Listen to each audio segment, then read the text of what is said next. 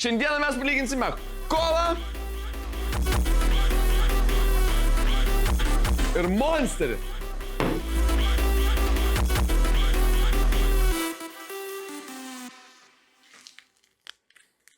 Ir dar kavą.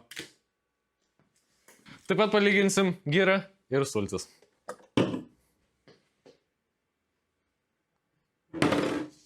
Taigi šiandieną išsiaiškinsime, kuris produktas yra sveikiausias, kuris nesveikiausias ir tai darysime pagal cukrų, Kalorijas kofeiną ir kažkokius neaiškius ingredientus.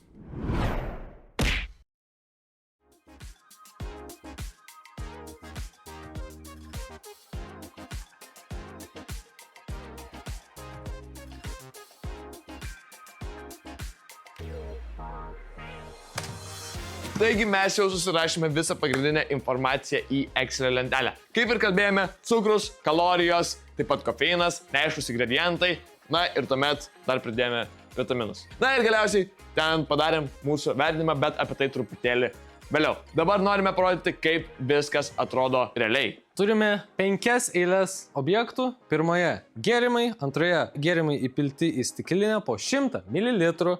Trečia, kofeinas išreikštas kaip 1 mg vienai kruopeliai. Ši skiltelė turi tiek pat kalorijų, kiek šis 100 ml gėrimo.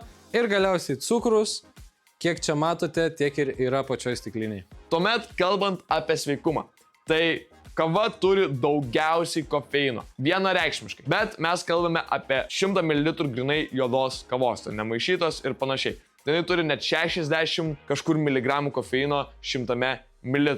Na, o sveikiausia iš tos pusės būtų gira ir sultis, nes jos turi tiesiog 0 kofeino. Nu, tai kaip ir viskas su jom gerai. Tuomet, daugiausia kalorijų turėjo Monsteris ir Coca-Cola, tačiau Monsteris laimi su savo 47 prieš 42 ir mažiausiai kalorijų gavo kava su savo vos 2. Na ir cukrus, manau, čia ir tai viskas ganėtinai aišku, kad laimėjo mūsų mylimasis Monsteris su net 11 gramų cukraus 100 ml. Aišku, kola šiaip irgi buvo ganėtinai arti, turėjo 10,6 gramo, bet Monsteris turėjo vis tiek truputėlį daugiau. Na, o cukraus prasme sveikiausias produktas tai būtų kava, dėl to, kad jinai turi tiesiog 0 cukraus.